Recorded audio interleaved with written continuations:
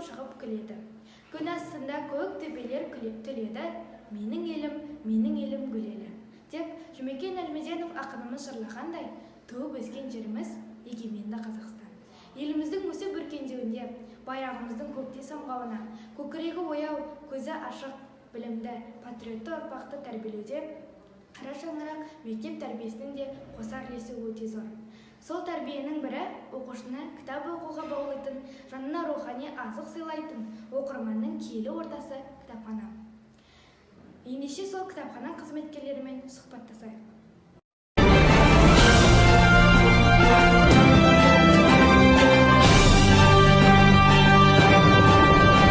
Нұржауған Жанжігітқызы, жалпы еңбек өтілі 38 жыл, аудандық, облыстық құрмет грамотасының және ең үздік кітапханашы бас жүлде иегері.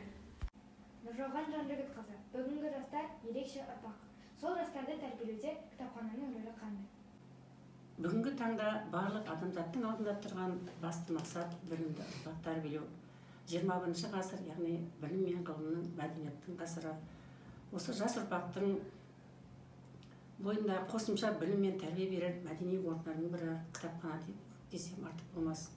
Жаста берген тәрбие жас шыбықты егендей, білімді болсын ұл қызың елге пайдасы дегендей деп Мағжан Жұмабаев айтқандай, осы балалардың бойына рухани азық беретін, әсіресе біздердің іс-шараларымыз арқылы және көрмелер арқылы деп айтуға болады.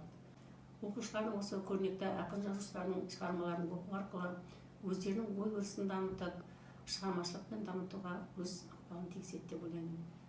Нұржауған ханым, қазіргі таңда жас ұрпақтың бойында рухани азықтың жетіспейтіндігі барлығымызға белгілі.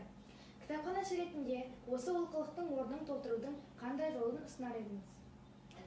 Яғни қазіргі уақытта жас ұрпақтың бойына рухани мұрамызды сақтау мақсатында жыл сайын өткізіп келе жатқан бір кітап акциясын атап өтуге болады.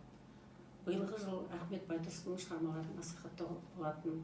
Мектебімізде, осыған орай мектебімізде ұлылықтың отын жаққан шырақшы Ахмет атты әдеби кеш қоздырылды.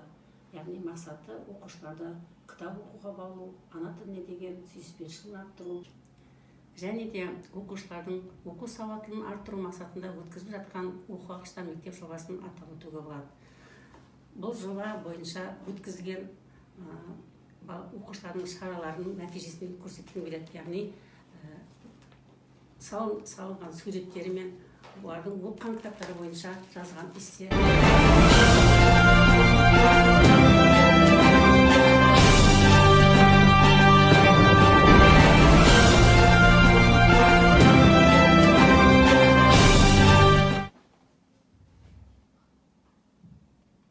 Бала біздің болашағымыз.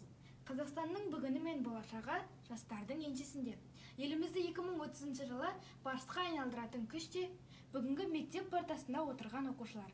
Ендеше бүгінгі жас буын мемлекетіміздің мағым тірегі болсын десек, 21 ғасыр жастарының жан-жақты терең білімді, сауатты болуға баулуымыз қажет. Бұл тұрғыда жүйелі жәрдем беретін шаңырақтың бірі кітапхана. Баланы бастан десек, кітапхана саласына, әсіресе балалар кітапханасына көп көңіл бөлу қажет. Өйткені жастайынан кітап оқуға ынталанған бала ертең жасөспірім оқырман. Қорыта айтқанда, мектеп кітапханашысының рөлі жылдан жылға артып келеді. Олай болса, жақсы кітаптың бар қазынасын оқырман жүрегіне жеткізіп, рухани керегімізге айналдыра білейік. Кітап оқып, өмірді, тарихты білу әр адамзаттың білімді болуы. Сіздермен бірге болған болашақтың жанашыры Жаңылсын Бердібекқызы.